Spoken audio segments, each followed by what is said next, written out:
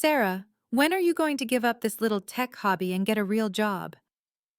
My father's words hit me across the mahogany dining table at Ruth's Chris Steakhouse like they had 100 times before, casual and cutting in the way only family can manage, and I remember looking down at my $50 steak, the one I'd actually paid for myself this time, feeling that familiar tightness in my chest that I'd been carrying for 5 years. 5 years.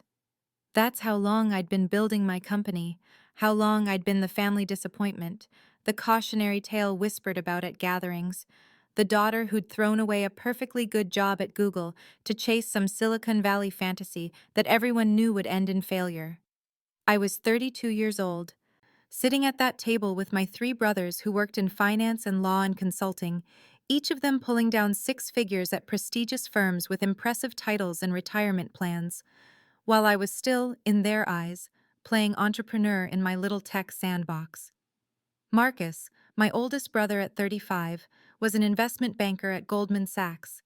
Jason, 34, was a corporate lawyer at a white shoe firm in Manhattan. David, 33, was a management consultant at McKinsey. And then there was me, the only daughter, the baby of the family, the one with a Stanford computer science degree who'd somehow gone off the rails. My mother smiled sympathetically at me from across the table, that pitying smile I'd come to dread, the one that said she was embarrassed for me, embarrassed by me. My father was a real estate developer who'd built a fortune putting up luxury condos in 3 states, a self-made man who believed in traditional measures of success like corner offices and company cars and W-2 forms. What I was doing, bootstrapping a startup from my apartment, living on ramen and hope and maxed out credit cards for those first brutal months, wasn't real to him. It wasn't real to any of them. But here's what they didn't know, what I'd been holding close to my chest like a secret weapon for months now, what made me smile into my wine glass as my father launched into his usual speech about practical decisions and financial security. I was holding something they couldn't see, something that would change everything, and I was just waiting for exactly the right moment to show them. The weight of it sat in my knowledge like a stone, heavy and solid and real, more real than anything they could possibly imagine about my life. They thought they knew my story. They had no idea how it actually ended. Before continuing the story, please subscribe. I need to reach 1,000 subscribers to be able to bring you stories like this every day. For you, it's just a click. But for me, it means a lot. My family wasn't always like this, or maybe they were, and I just didn't see it clearly until I became the one who didn't fit their narrative of success. My father, Richard Chen, built his real estate empire from nothing, the son of immigrants who'd worked in his uncle's restaurant until he saved enough to buy his first property at 23, and by the time I was born, he owned Chen Development Corporation with projects in California, Nevada, and Arizona, worth somewhere north of $50 million. My mother, Patricia, was his second wife, 20 years younger, a former model he'd married when I was 2 years old, after my biological mother died in a car accident I have no memory of, and Patricia had spent the last 30 years perfecting the art of being a wealthy man's beautiful wife, all charity galas and country club tennis, and an Instagram feed that showed off a lifestyle most people only saw in magazines. My brothers were the golden children, each of them following the path my father had mapped out. Prestigious universities, internships at top firms, careers in finance and law where success could be measured in billable hours and year-end bonuses. Marcus had gone to Wharton, joined Goldman Sachs right out of business school, and was now a managing director pulling in close to $2 million a year. Jason had Harvard Law on his resume, and a partnership track at Sullivan and Cromwell that basically guaranteed him generational wealth. David had done Princeton and then McKinsey, the consulting fast track, traveling the world advising Fortune 500 companies on how to optimize their operations. And then there was me, the surprise baby, the daughter, the one who'd gotten into Stanford for computer science and worked at Google for 2 years writing code for products used by billions of people. But none of that mattered the day I turned in my resignation letter to start my own company. I remember that family dinner 5 years ago, Christmas Eve at my parents' house in Atherton, when I announced I was leaving Google to build something of my own, and the silence that fell over the table was deafening, the kind of quiet that precedes judgment. My father had put down his fork slowly and asked what exactly I planned to build, and when I explained my idea for AI-powered logistics software that could revolutionize supply chain management, he'd looked at my brothers like I'd just said I was running away to join the circus. Sarah, he'd said, using that tone he reserved for explaining things to people he thought were being foolish. Do you have any idea how many startups fail in the first year? 90%. You're throwing away a stable career at one of the best companies in the world to join a statistic. My mother had reached across the table to pat my hand, her diamond bracelet catching the light from the chandelier, and said, "Honey, maybe you should think about this a little more. You're 27. Shouldn't you be thinking about settling down, finding a husband? What man wants to date a woman who's stressed about a failing business?" Marcus had laughed, actually laughed, and said, "Give it 6 months, she'll be back at Google or asking Dad for a job." That dinner was the beginning of everything. The moment when I realized my family would never see me the way I needed them to, and it was also the moment when something hardened in me, something that said I would prove them wrong even if it killed me. That first year was hell in ways I couldn't have imagined. Not the romantic struggle against the odds story you see in TechCrunch profiles, but the actual grinding reality of working 16-hour days from a cramped studio apartment in Mountain View that cost $2,000 a month. Despite being so small, I could touch both walls with my arms spread wide, living on instant ramen and peanut butter sandwiches, because every dollar I had saved from my Google salary was going into building the product, hiring contractors I could barely afford, keeping the servers running. I called my company LogiChain Solutions, and the core idea was using artificial intelligence and machine learning to optimize supply chain management in real time, predicting bottlenecks before they happened, routing shipments more efficiently, reducing waste and cost for companies that moved physical goods around the world. And I absolutely knew it would work, because I'd seen the problem firsthand at Google, seen how much money was wasted on logistics inefficiency, but knowing something will work and actually building it are separated by an ocean of code and testing and failure and trying again. The family gatherings that year were torture. These monthly dinners my mother insisted on, where we'd all sit around their dining table in Atherton, and my father would go around asking each of us about our work. And my brothers would talk about their deals and their clients and their bonuses. And then he'd turn to me with this expression that was half pity and half disappointment and ask how the company was going. "Any revenue yet?" he asked at Easter dinner, and I had to say no, not yet. We were still in development, still building the product, and I could see him exchange a look with Marcus that said everything about what they thought of my prospects. "Sarah, you understand that a business needs to make money, right?" Jason said, and everyone laughed like it was a good joke, like I was a child playing pretend. At Thanksgiving, my father pulled me aside after dinner and offered me a job, Director of Technology for Chen Development Corporation, $75,000 a year plus benefits, and the condescension in his voice when he said it made my skin crawl, this sense that he was rescuing me from my own foolishness, giving me a participation trophy so I could save face.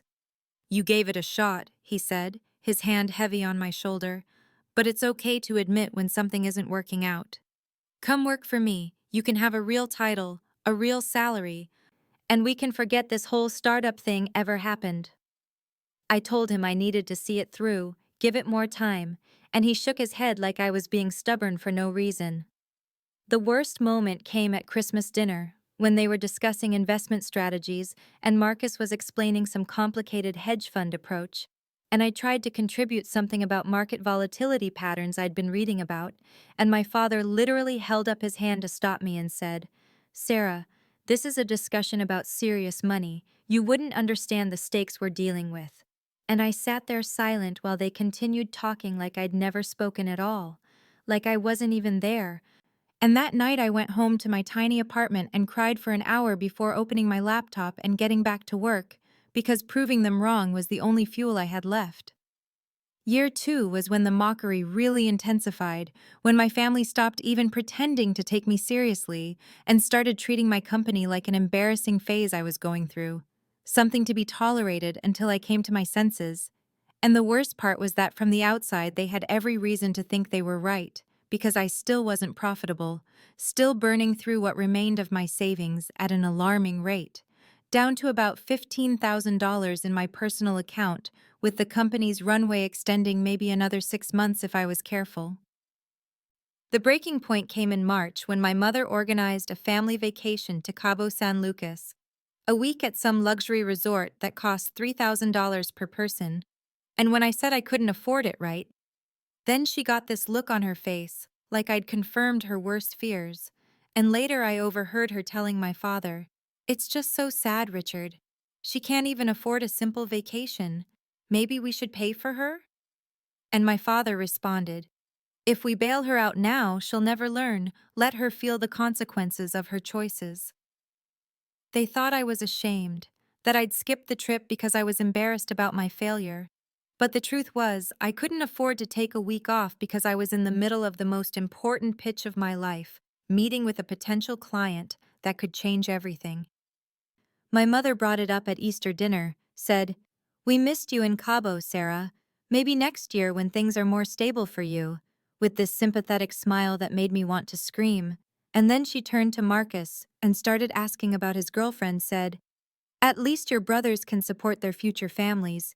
That's what really matters in the end." And the implication hung in the air that I couldn't, that I was somehow failing at being a woman because I wasn't financially stable.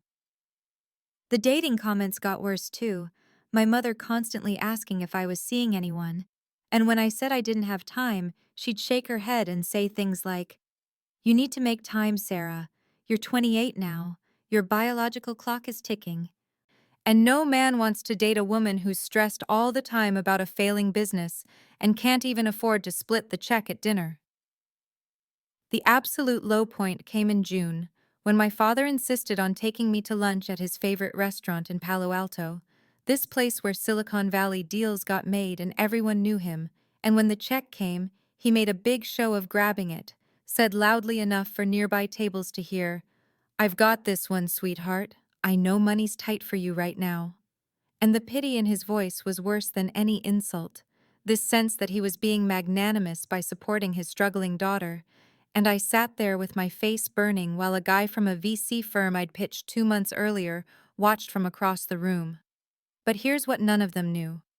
What I kept completely to myself because something in me had decided I was done sharing victories with people who only wanted to hear about my failures.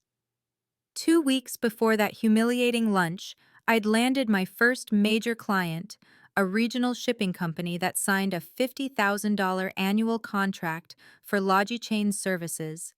And suddenly, my company wasn't just burning money anymore. It was actually generating revenue. And I went home that night and looked at that contract and realized I didn't want to tell them, didn't want to give them the satisfaction of watching me succeed in increments. And that was when I started keeping secrets. Year 3 was when everything started to shift for me internally. When the foundation I'd been building in silence began to actually bear fruit, and I made the deliberate choice to keep every single victory to myself, because I'd learned that my family didn't want to celebrate my success. They wanted to be proven right about my failure, and the moment that crystallized this realization was Marcus's wedding in June, when I walked into the reception at the Ritz-Carlton in Half Moon Bay and discovered I'd been seated at table 12 with my teenage cousins and one of Marcus's college friends who'd brought his 8-year-old daughter, literally the kids' table despite being 29 years old, with a company that had just signed its 8th client and was on track to hit $500,000 in revenue by year's end. I sat there in the dress I'd spent $400 on. Money I could actually afford now, but they didn't know that. Watching my brothers and their wives at table 3 right next to my parents, and when I went to the bar during cocktail hour, I overheard my father talking to Uncle Chen, saying, "Sarah's still figuring things out, you know how it is. Some people are late bloomers. We're giving her time to get this tech thing out of her system. And the casual dismissal in his voice made something harden inside me that had been soft before, made me realize that nothing I accomplished would matter to them unless I shoved it in their faces with undeniable proof. My mother's friend Patricia cornered me by the dessert table and asked what I was doing these days. And before I could answer, my mother appeared and literally changed the subject. Said, "Patricia, did you try the chocolate mousse? It's divine." Because she was embarrassed to admit her daughter ran a startup that she assumed was failing. And I stood there invisible while they discussed the food and thought about how LogiChain had just processed its millionth transaction and reduced shipping costs for our clients by an average of 18%, and none of them would ever think to ask. The company hit $512,000 in revenue that year. We were finally profitable. I was paying myself an actual salary of $75,000, which was more than my father had offered me 2 years earlier. And I hired 3 full-time employees and moved out of my studio apartment into a modest 2-bedroom in Sunnyvale. And through all of it, I said nothing at family dinners, just smiled when they asked how things were going and said, "Still working on it." Because I'd started to ask myself why I kept showing up to these gatherings where I was treated like a failure, kept participating in this dynamic where my worth was measured and found wanting. And the answer that came back scared me because it was simple and pathetic. I still wanted their approval, still craved my father's pride and my mother's respect, still hoped that somehow they'd see me for who I actually was. But that hope was dying, slowly suffocating under the weight of their willful blindness. And I realized I was building something more valuable than their approval. I was building proof. And when the time came to show them, I wanted it to be undeniable, complete. A revelation so total they'd have to reckon with every assumption they'd made about me. Year 4 was when the exclusion became deliberate and systematic, when I realized they weren't just overlooking my success accidentally, but were actively choosing not to see it, because acknowledging my progress would mean admitting they'd been wrong about me, and this became crystal clear in September, when my father organized what he called a family investment strategy session at his office in Los Altos, sent a formal calendar invite to Marcus, Jason, and David to discuss consolidated Chen family holdings and wealth management. And I only found out about it when David mentioned it casually over Sunday dinner, assuming I'd been invited. And when I asked my father about it later, he actually looked surprised that I'd be interested, said, "Sarah, this is complex financial planning, portfolio diversification, the kind of thing that requires understanding market dynamics." As if my Stanford economics minor and 5 years running a company had taught me nothing about money. The real test came in November when David called me and asked if he could borrow $3,000 because he was short on rent after spending too much on his girlfriend's birthday trip to Napa. And the truth was, I had it easily. LogiChain had just crossed $2 million in revenue, and I was paying myself a salary of $160,000 a year, plus dividends, had about $40,000 in my personal savings. But something made me pause, and I heard myself say, "I'm really tight right now, David. I don't think I can help." And I waited to see what he'd do, and 2 days later, I overheard him at Marcus's house telling Jason, "I asked Sarah, but obviously she's broke. Poor thing can barely keep her business afloat." And that was when I understood they only saw what they wanted to see, had constructed an entire narrative about my failure that no amount of subtle hints would penetrate. I'd hired my 20th employee that month, a talented engineer from Facebook who took a pay cut to join us because she believed in the product. And we'd moved into a real office in Mountain View, 2,500 square feet, with a kitchen and conference room, and my name on the door as CEO and founder, and not a single member of my family asked to visit. Not one of them showed even passing curiosity about what I was building. And when I mentioned the new office at Thanksgiving, my mother said, "That's nice, dear," in the same tone she'd use if I told her I'd rearranged my sock drawer, then immediately pivoted to asking Marcus about his promotion to vice president. My mother's birthday in December was the final confirmation that I'd become invisible to them in every way that mattered. I spent $800 on a cashmere scarf from Neiman Marcus that I knew she'd been wanting, chose it carefully in her favorite shade of cream, had it wrapped beautifully, and when she opened it, she smiled and said, "How sweet, Sarah. Thank you." Then opened Marcus's gift, which was a gift certificate to the same store for $500, and she literally teared up, said, "Marcus, you're so thoughtful. You know exactly what I like." And I sat there holding my wine glass thinking about how I'd spent more. But all she could see was that Marcus's gift came from his success, while mine came from my supposed struggle. And that night, I drove home to my new apartment with its view of the mountains and sat at my desk looking at Chain's quarterly reports, showing consistent growth, and realized I was living two completely separate lives, and the distance between them was growing wider every day. Year 5 was when the distance between my two lives became so vast I could barely recognize myself in the mirror at family dinners. When Chain hit $15 million in annual revenue, and we closed our Series B funding round at a $50 million valuation, which put my personal net worth at $12 million on paper, and I'd sit at Sunday dinners listening to Marcus brag about his $200,000 bonus while I'd sign term sheets that morning worth more than he'd make in his entire career. TechCrunch ran a feature on us in March calling Chain "The Logistics Revolution You've Never Heard of," with my photo and a 3,000-word profile detailing how our AI algorithms were saving Fortune 500 companies millions in shipping costs. And not a single person in my family mentioned it, because not one of them read tech publications. They lived in their world of real estate and finance and law, where the only success that mattered came in the form of corner offices and partnership tracks.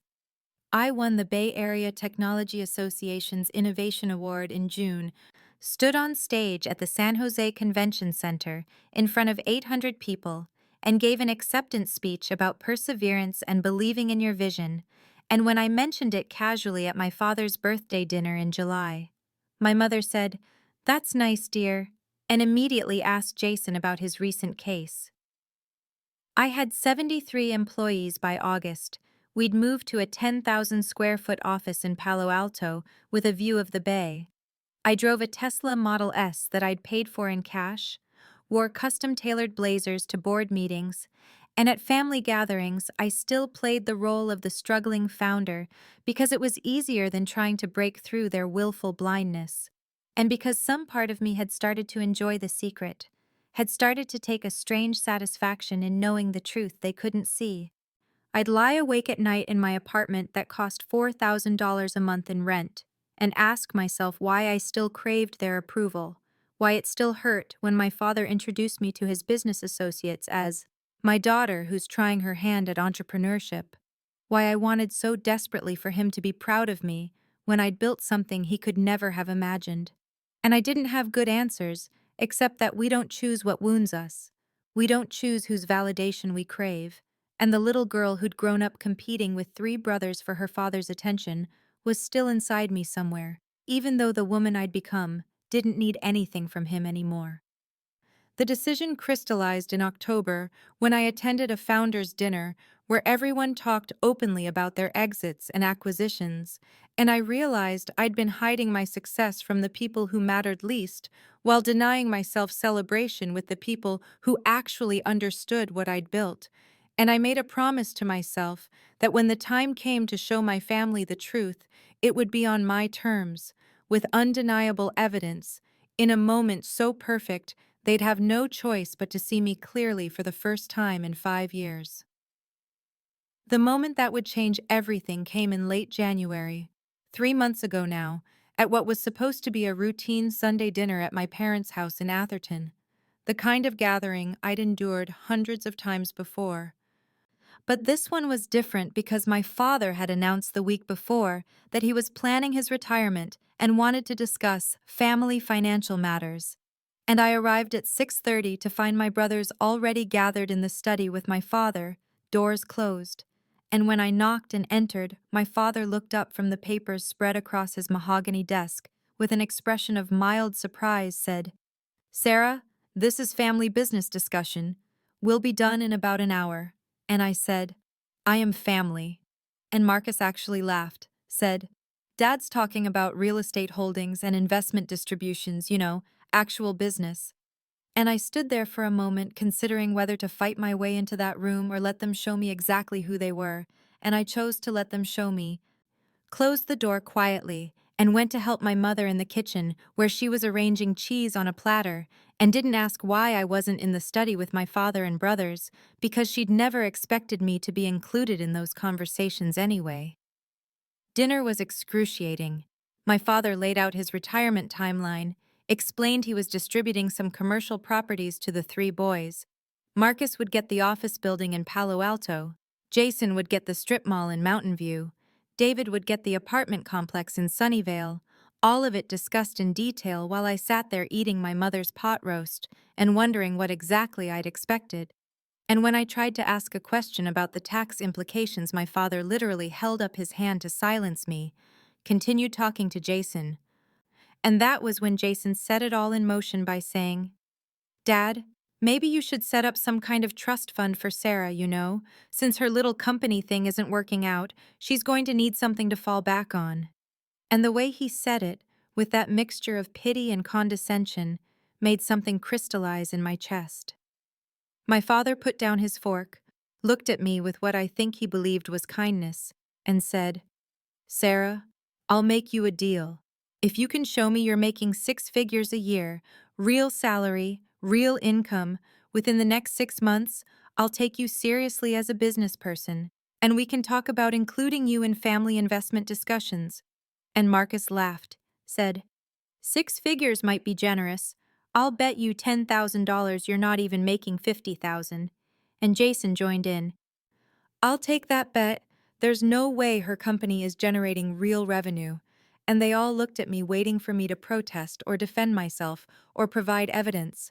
And I felt this strange calm wash over me, this clarity I'd been building toward for 5 years. And I smiled, actually smiled, and said, "I'll take that bet." And my father nodded like he was humoring a child, said, "6 months, Sarah. Show me real proof of real income." And I said, "I will." And I watched my brothers exchange glances that said they thought I was delusional, and my mother patted my hand and said, "It's okay to admit when something isn't working, dear." And I drove home that night to my apartment where I had $12 million in equity and $15 million in annual revenue and 73 employees. And I sat at my desk looking at the Golden Gate Bridge in the distance and thought, this is it. This is the moment I've been waiting for.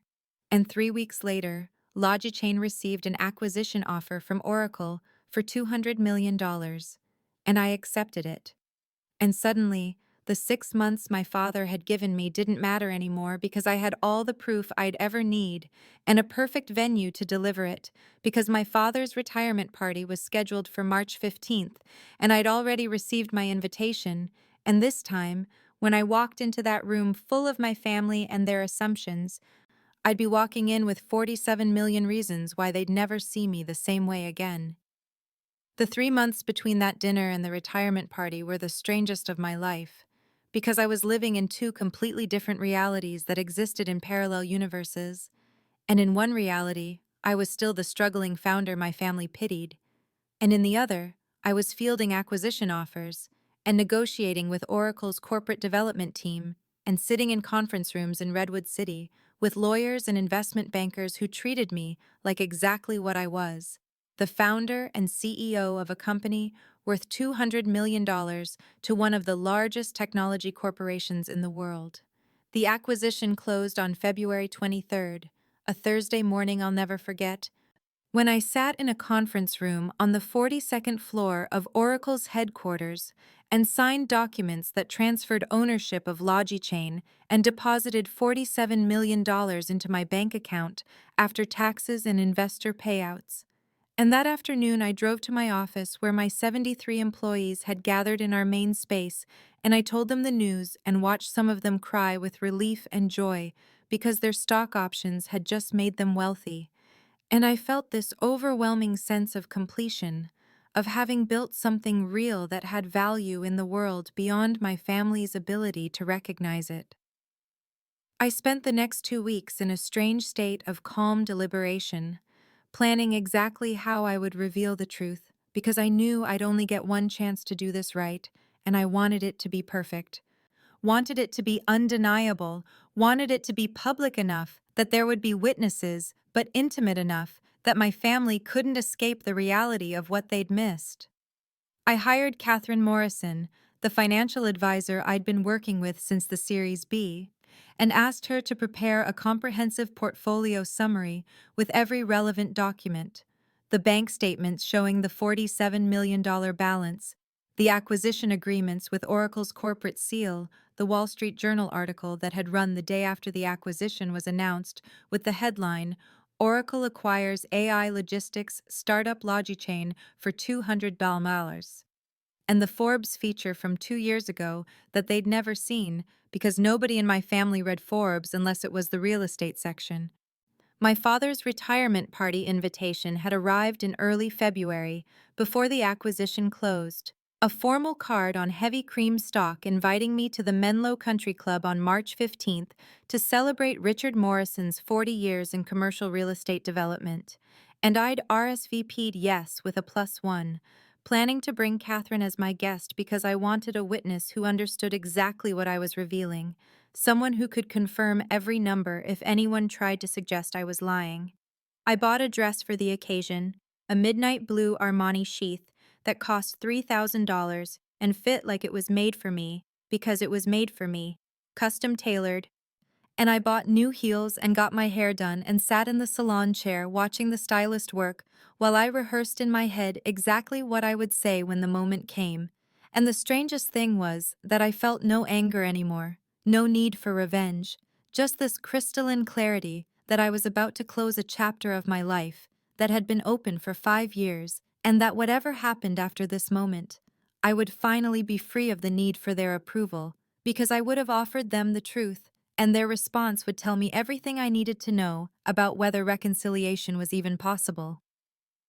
The evening of March 15th arrived with that peculiar California spring weather, where the sun sets golden over the peninsula and everything feels possible, and I stood in front of my bedroom mirror at 6:45 wearing the midnight blue Armani dress and the heels that made me 3 inches taller, and I looked at myself and thought, this is the last time I walk into a room with them as the family failure.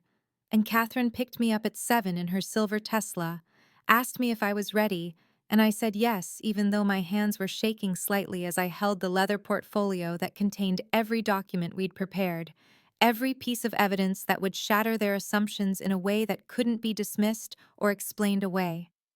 The Menlo Country Club was exactly what you'd expect: all old money and tasteful lighting and valet parking. And when we pulled up, I saw my father's Mercedes and Marcus's Porsche and Jason's BMW lined up like symbols of success they'd always measured themselves by. And Catherine handed her keys to the valet and squeezed my hand and said, "You built something real, remember that."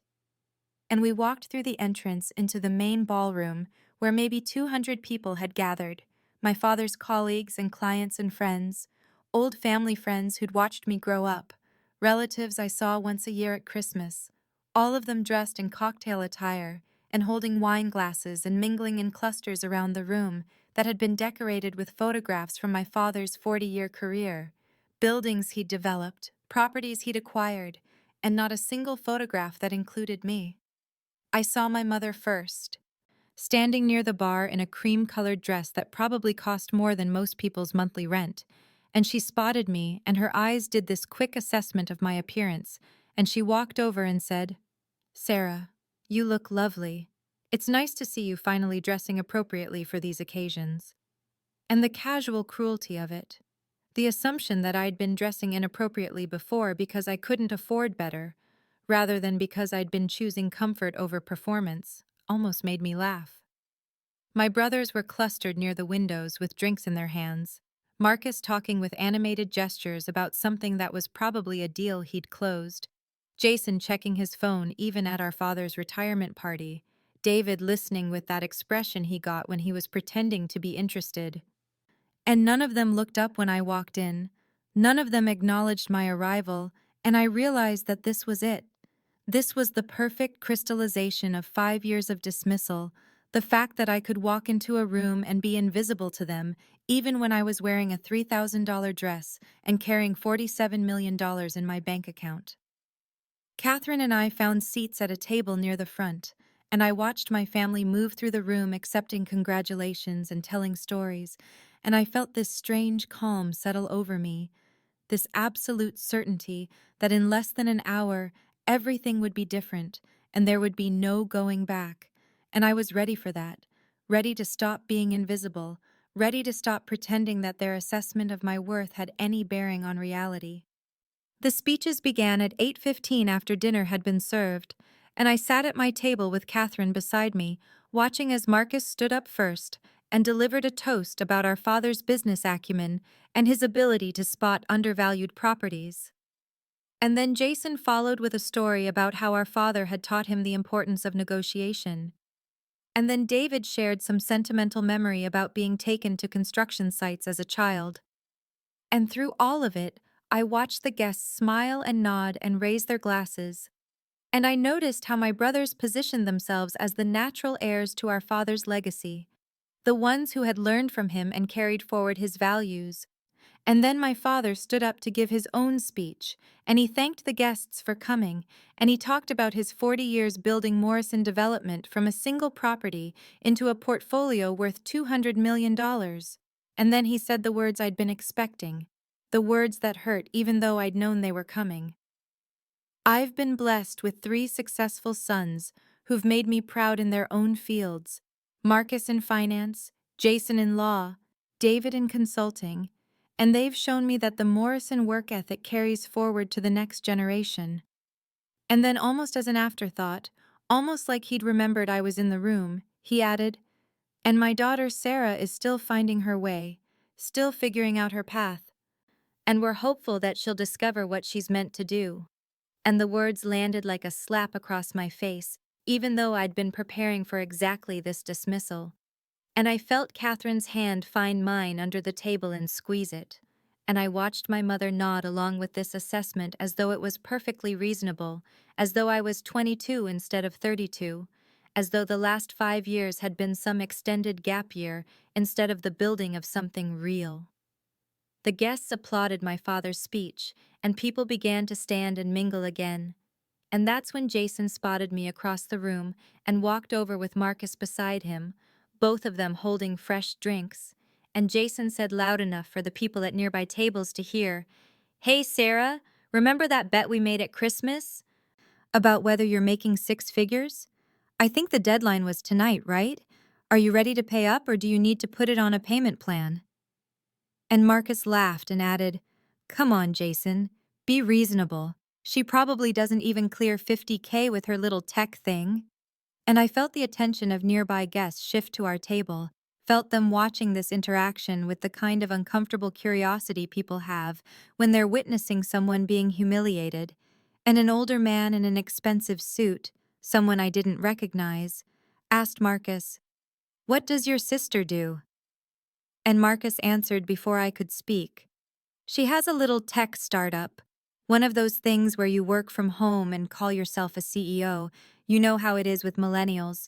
And the dismissiveness in his tone, the casual cruelty, the assumption that he could define my work and my worth in front of strangers, crystallized everything I'd felt for 5 years into this single moment. And I looked at Catherine, and she nodded slightly, and I knew it was time, knew that this was the moment I'd been waiting for, the perfect public dismissal that would make the reversal undeniable. I stood up from my chair, and the movement felt both smooth and surreal, like I was watching myself from outside my body, and I said clearly enough to cut through the conversation, "Actually, Jason, I'd like to address that bet." And the room didn't go quiet immediately. People were still talking in clusters around us. But Marcus and Jason both turned to look at me with these expressions that were half amusement and half annoyance. And Jason said, "Sarah, come on. Don't make this awkward. We can settle up later." And I said, "No, I think we should settle it now." And Catherine handed me the leather portfolio, and I opened it deliberately, taking my time. and my father had noticed the commotion and walked over with my mother trailing behind him, and he said in that voice he used when he was trying to sound patient but was actually irritated, "Sarah, we're celebrating business success tonight. This isn't the time for whatever point you're trying to make." And the condescension in those words, the assumption that I was about to embarrass myself, the certainty that he needed to protect his party from my inevitable failure, almost made me smile, because in 30 seconds, everything he believed about me was going to shatter. I pulled out the bank statement, the official one printed on heavy paper with Chase Private Client letterhead, and I held it out to my father and said, "Dad, would you mind reading the current balance line out loud?" And he looked at me like I was insane, like this was some kind of desperate performance, and Marcus said, "Jesus, Sarah, what are you doing?" And my mother touched my father's arm and said, "Robert, just humor her so we can move on." And the guests at nearby tables had started to notice that something was happening, conversations dropping off as people turned to watch. And my father took the paper from my hand with this expression of weary tolerance, like he was indulging a child's tantrum. And he looked down at it, and I watched his eyes scan the page, watched them move from the Chase logo to the account holder name, Sarah Chen Morrison, to the account type, private client investment account, and then to the number. And I saw the exact moment his brain processed what he was seeing, because his face went completely still, and the color drained from his cheeks, and he looked up at me with something like shock. And Marcus said, "What does it say?" And my father's voice came out strange and thin when he read, "Current balance, $47,234,891.67. And the words hung in the air like something physical, like something that changed the molecular structure of the room. And Jason laughed because he thought it was a joke, thought I'd somehow forged a document or printed something fake, and he said, "Come on, that's not real." And I reached into the portfolio and pulled out the acquisition agreement, the one with TechCore Global's corporate seal and the signatures of their CEO and CFO and my own signature dated 3 weeks earlier. And I set it on the table in front of my father, and I said in a voice that was perfectly calm, perfectly steady, "My company, LogiChain Solutions, was acquired by TechCore Global on February 22nd for $200 million, and after taxes and investor payouts, my personal proceeds were $47.3 million. And Jason, to answer your original question, yes, I am making 6 figures a year, several thousand 6 figures actually, so I believe you owe me $10,000, though honestly, I'm happy to waive it." The silence that followed wasn't actually silence because there were still sounds in the room. The clink of glasses and the ambient noise of 200 people breathing and existing. But the quality of attention had shifted so dramatically that it felt like the air pressure had changed, and my father was staring at the acquisition agreement like it was written in a language he didn't understand, his finger tracing the TechCore Global logo at the top of the page, and Marcus had moved closer to look over his shoulder, and I watched his expression cycle through disbelief and confusion and something that might have been anger, and he said, "This has to be a mistake. Sarah wasn't even close to profitable when I asked her about it last year." And the fact that he was talking about me in third person while I stood right there told me everything about how they'd always seen me, not as a real person, but as a problem to be discussed. And I said, keeping my voice level and clear, "You never actually asked me about profitability, Marcus. You asked me if I'd gotten a real job yet, which is a different question."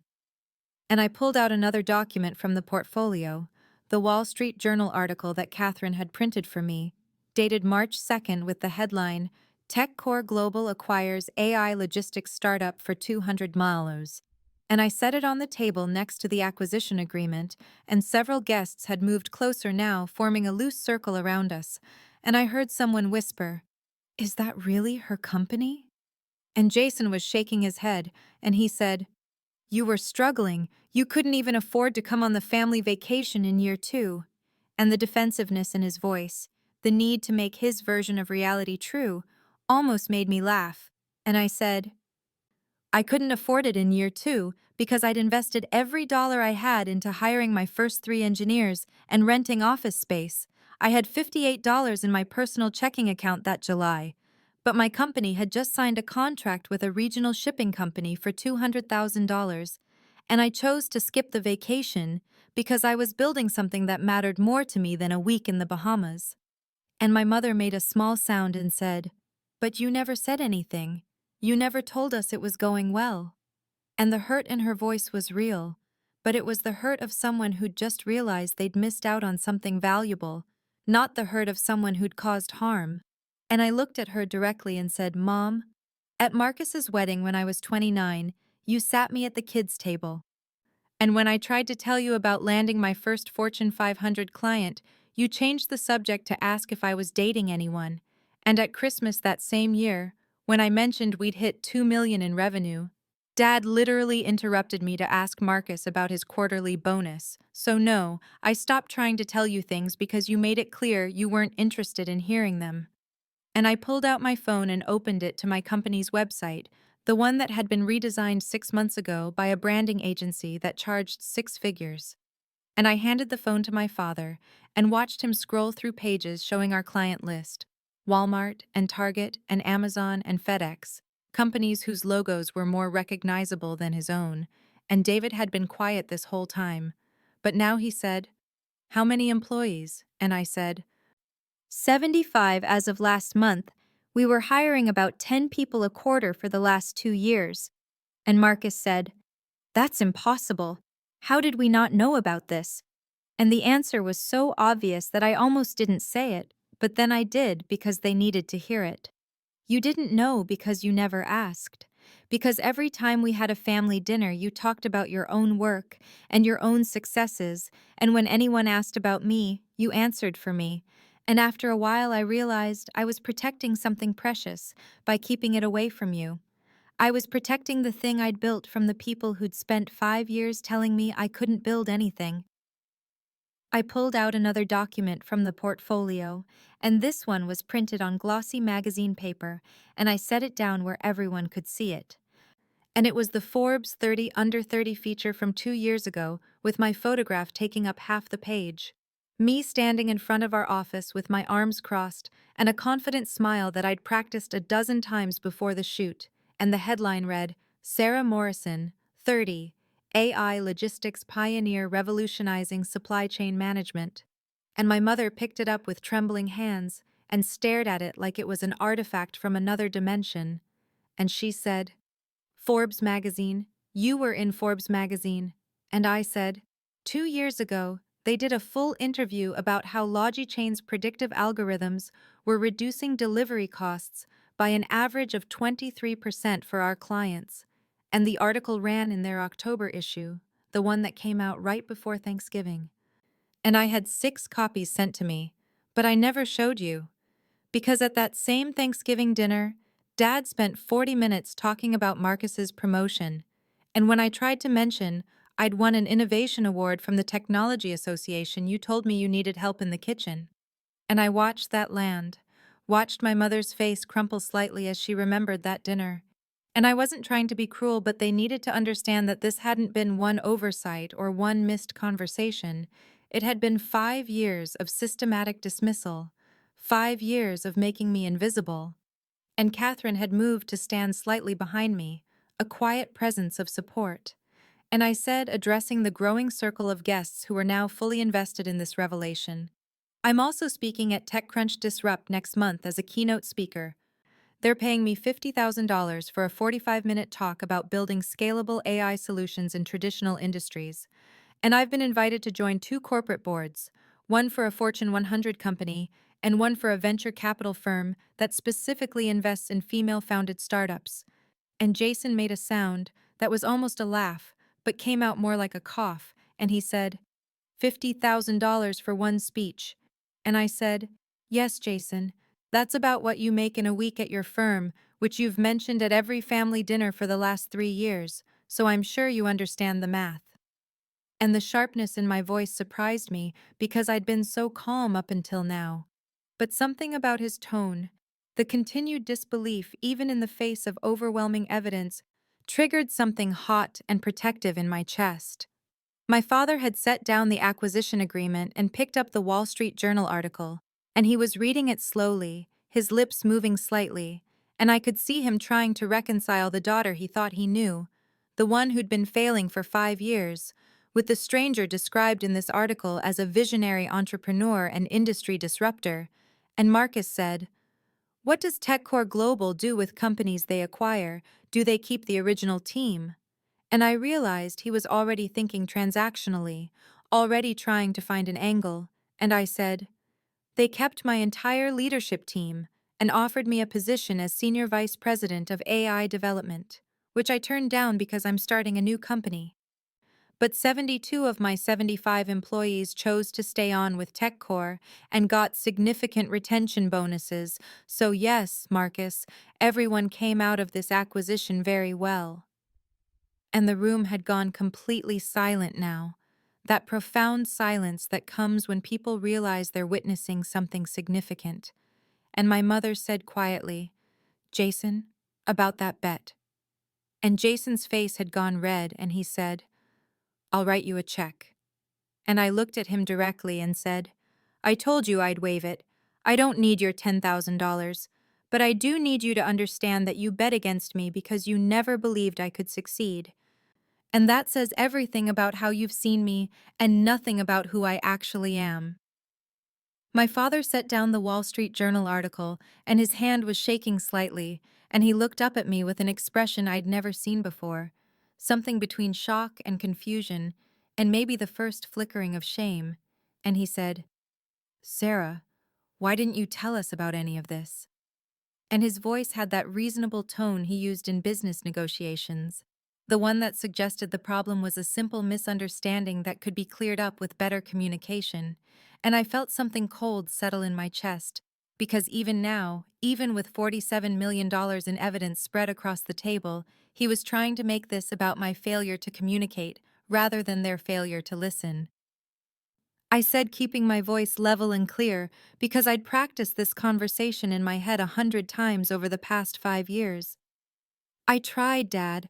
I tried so many times to tell you things were going well, and you interrupted me, or changed the subject, or talked over me, to ask Marcus about his bonus, or Jason about his cases.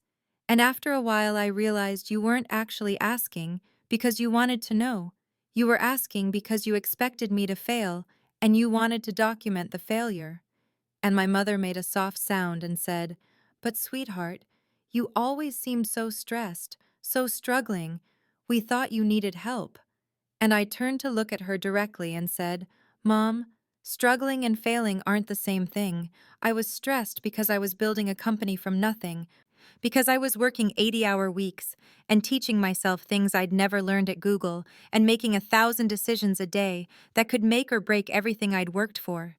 But every time I tried to explain that, you looked at me with pity and asked if I'd thought about going back to corporate work, as if the struggle itself was evidence of failure, rather than evidence of building something real." David had been quiet through all of this, and now he stepped forward slightly and said, "Sarah, I'm happy for you. This is incredible news." But his voice had that forced brightness that people use when they're trying to smooth over conflict, and I looked at him and said gently but firmly, "David, you asked to borrow money from me 2 years ago. And when I said I didn't have it, you made a joke to Marcus about how I was so broke I couldn't even help out family. And I heard you say it because you said it right outside the bathroom where I was standing. And the thing is, I did have the money. I had about 300,000 in liquid assets at that point. But I wanted to see what you'd do if you thought I couldn't help, and what you did was mock me." And I watched his face change as he remembered that conversation, the shame creeping in around his eyes.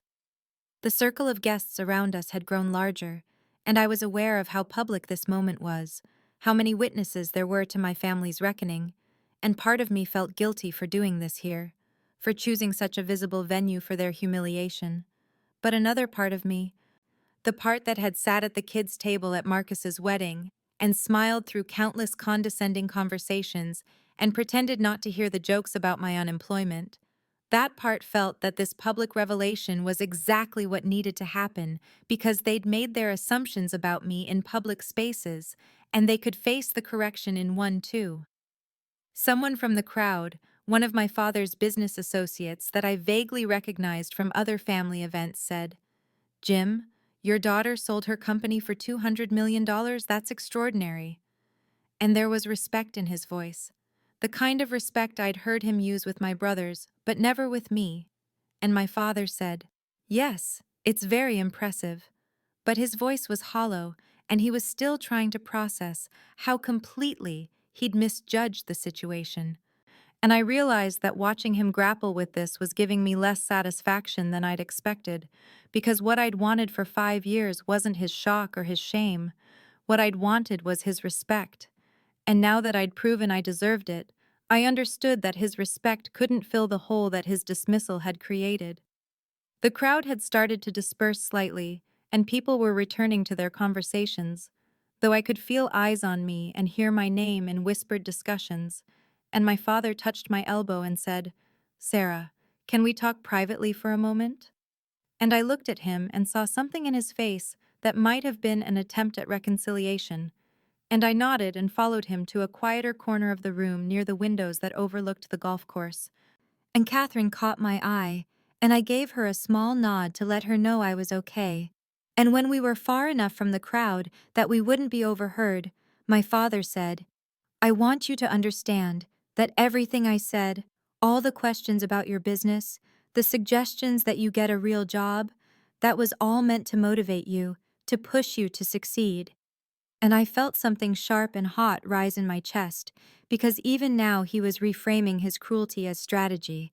And I said, "Dad, do you remember the dinner at Morelli's 3 years ago when I couldn't afford to pay for my meal and you made a big show of covering it?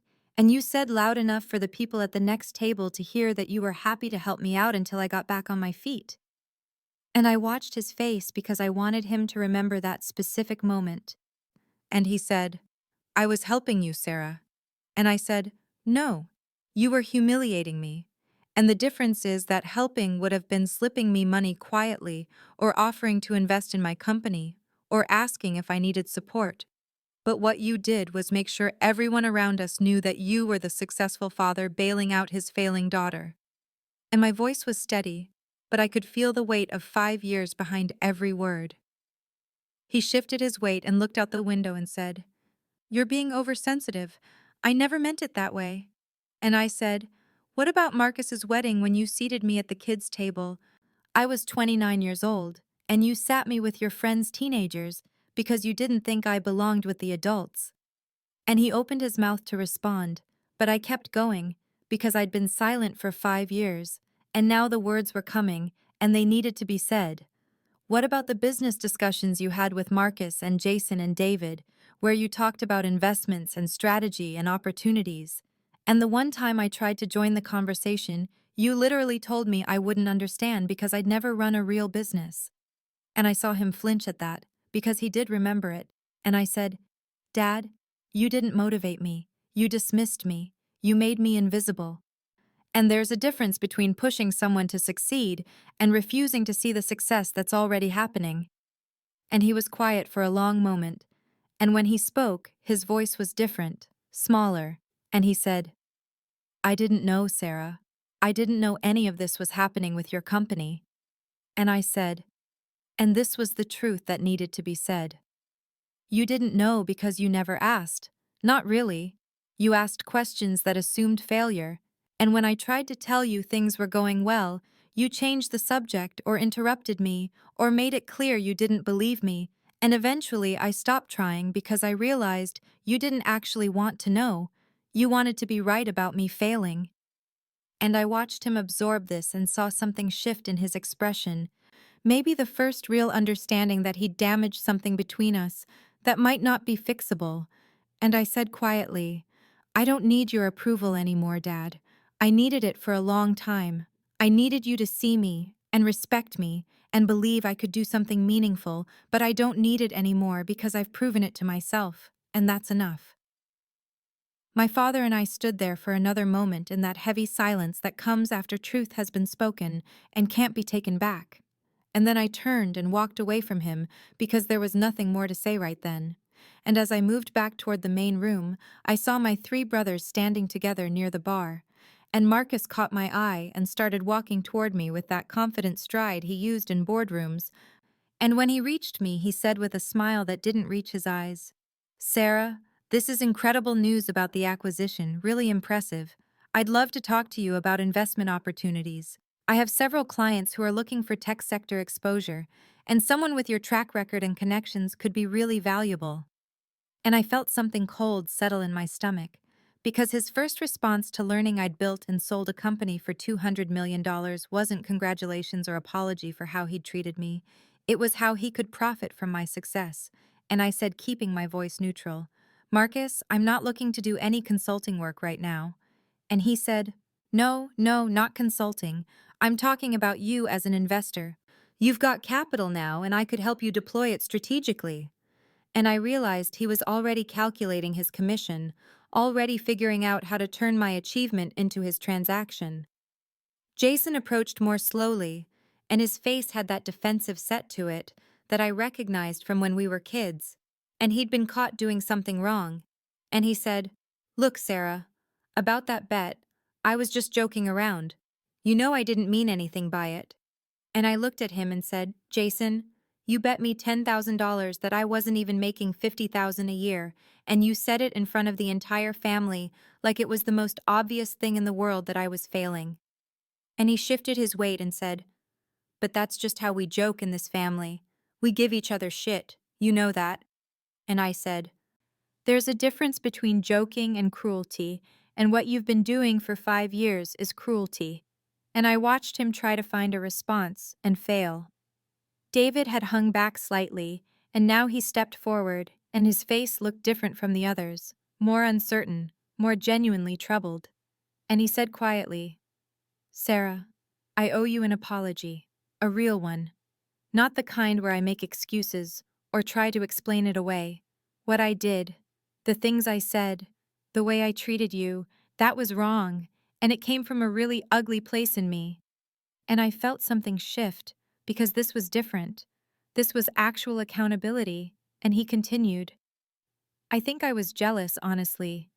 You had the guts to leave a safe job and try to build something, and I've been stuck in consulting doing work I hate for 7 years because I'm too afraid to do anything else, and it was easier to mock you than to deal with my own cowardice." And his voice cracked slightly on that last word, and I saw that he meant it, that he'd actually done the internal work to understand why he'd been cruel. I said, "David, I appreciate you saying that, I really do." And he nodded and said, "I don't expect you to forgive me right away, or maybe ever, but I want you to know, I see it now. I see what we did to you."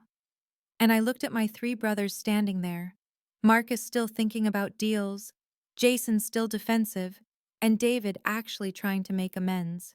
And I understood that my relationship with each of them would be different going forward. That healing wasn't going to be universal, and I said to David, "Let's have coffee sometime, just the two of us. I'd like to hear more about what you actually want to do with your life." And I saw relief flood his face, and then I turned to Marcus and Jason and said, "I need some space from both of you for a while. I need time to process 5 years of being dismissed and mocked, and when I'm ready to rebuild something with you, I'll let you know. But that's going to be on my timeline, not yours." And Marcus looked affronted and Jason looked uncomfortable, but I didn't wait for their responses, because I'd said what I needed to say, and their reaction was their problem to manage, not mine.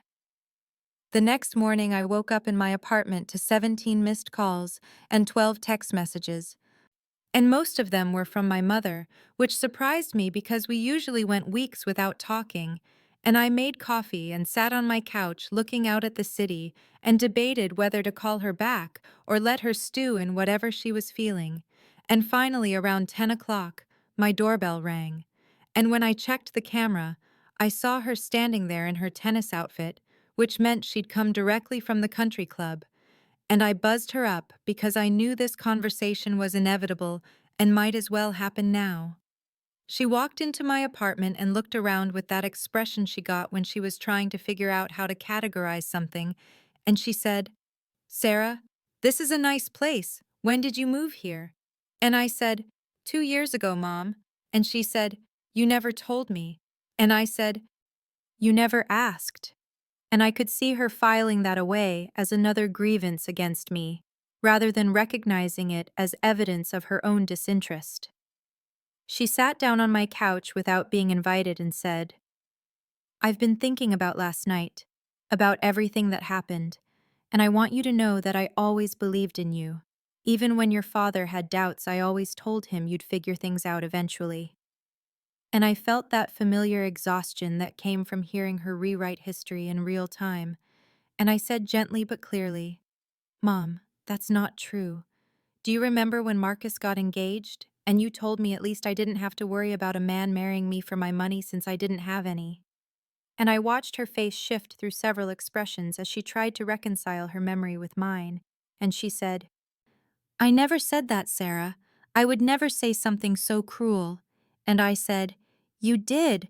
It was at the bridal shower. You'd had 2 glasses of champagne and you thought it was funny." And she was quiet for a moment and then said, "Well, if I did say that it was just a joke, you know I have a dark sense of humor." I sat down in the chair across from her and said, "Mom, I need you to hear something and really understand it. For 5 years, you've been embarrassed by me.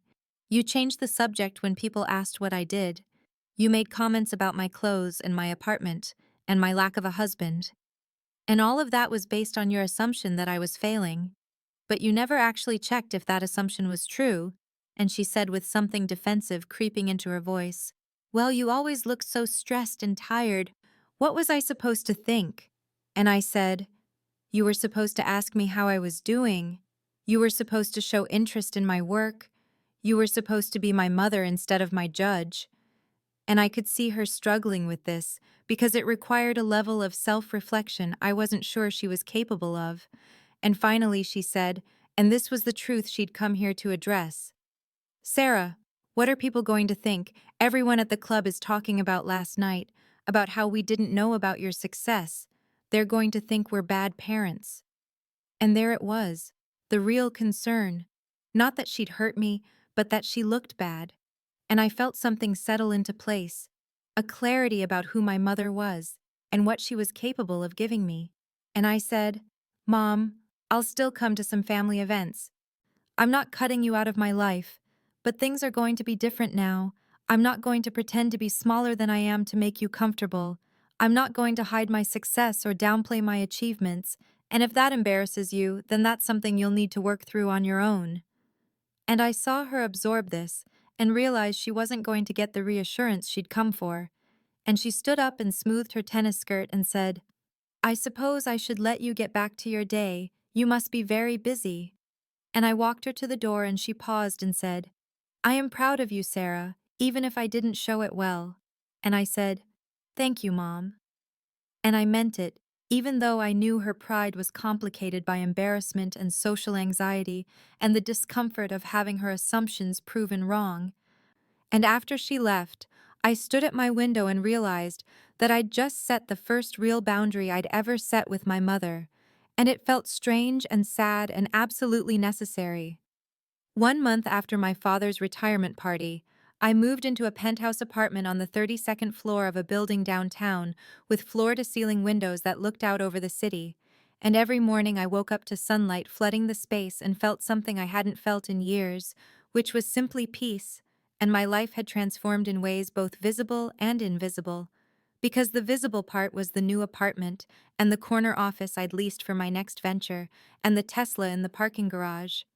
But the invisible part was harder to describe and infinitely more valuable.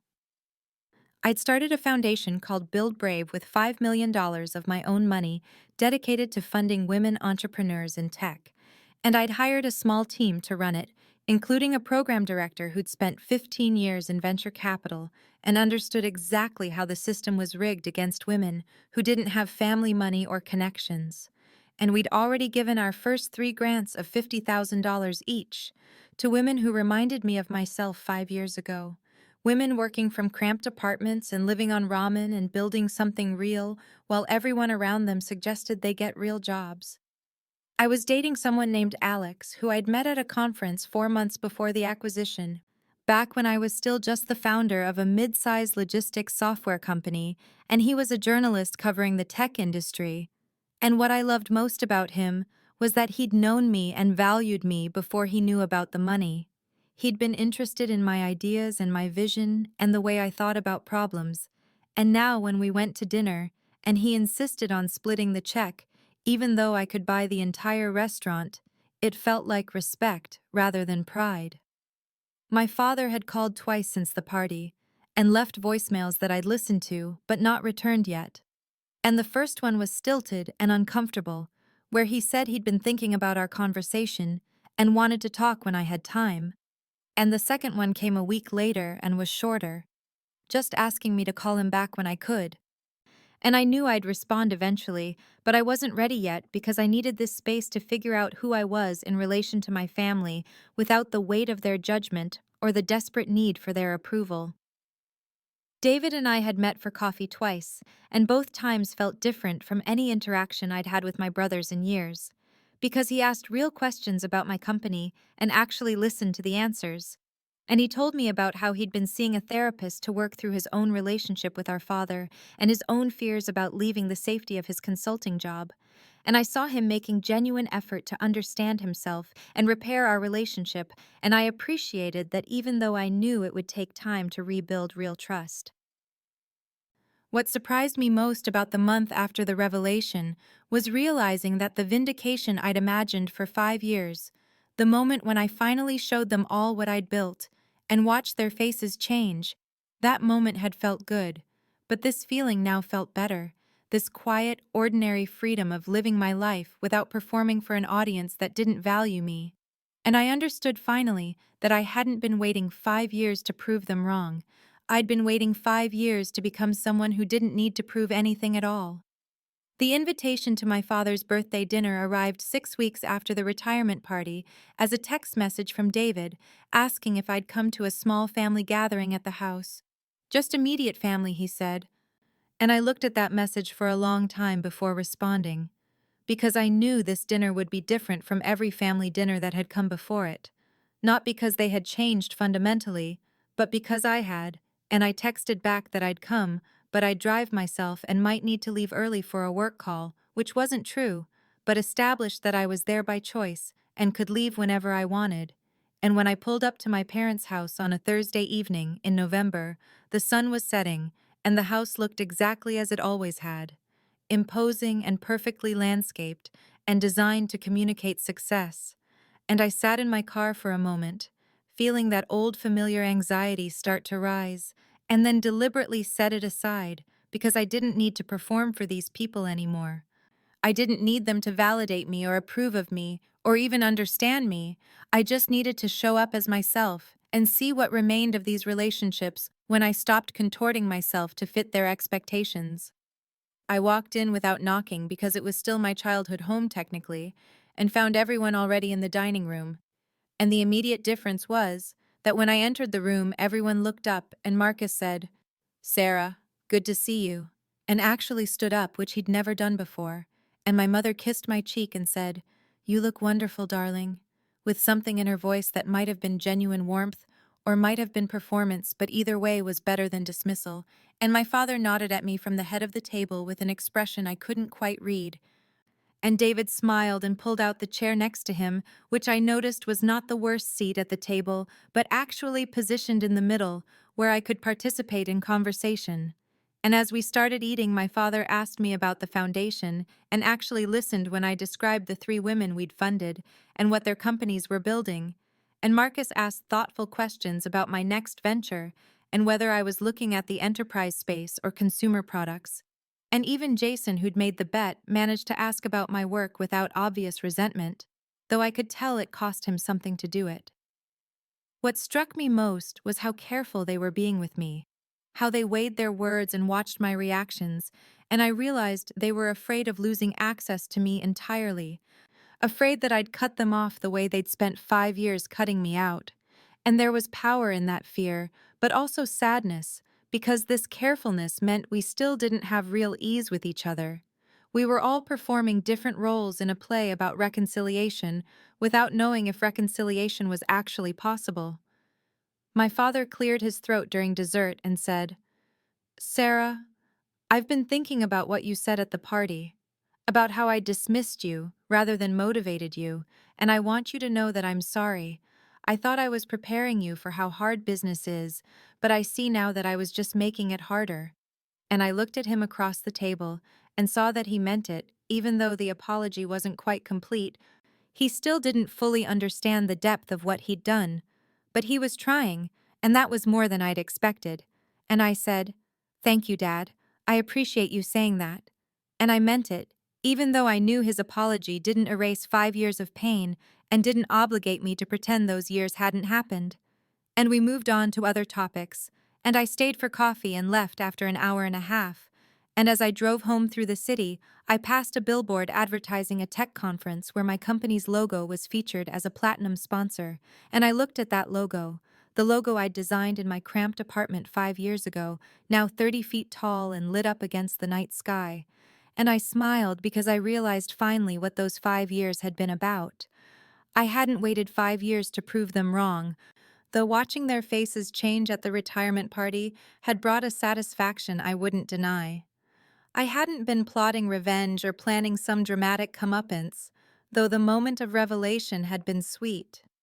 I'd waited 5 years to prove myself right, to validate my own vision, and trust my own judgment, and build something real while they built assumptions about who I was based on nothing but their own limited imagination. And the greatest gift of those 5 years wasn't the money, or the success, or even the vindication. It was that I'd learned to value myself independent of their valuation. I'd learned that their dismissal said everything about them, and nothing about me. And I'd built a life that belonged to me completely, and now when I showed up to family dinners, I showed up whole and boundaried and free, not because they'd finally approved of me, but because I'd finally stopped needing them to. And that freedom was worth more than $47 million, worth more than any acquisition or award or recognition, because it was mine, and no one could take it away. And as I pulled into my parking garage and rode the elevator up to my penthouse apartment, I felt something I hadn't felt in years, which was simply at peace with myself and my choices and my family and the complicated love and distance that would define our relationships going forward. And I walked to my window and looked out at the city lights spreading in every direction and thought about the woman I'd been 5 years ago, scared and determined and working 80-hour weeks on something everyone told her would fail. And I wished I could tell her that she was right to trust herself, right to keep going, right to stay quiet while she built something real, and that one day she'd stand in an apartment she owned in a life she'd created and finally understand that she'd never been the failure they'd assumed she was. She'd just been building something they couldn't see yet. And the waiting hadn't been weakness. It had been wisdom, and the silence hadn't been shame. It had been self-protection, and she hadn't been proving them wrong all those years. She'd been proving herself right. And that made all the difference.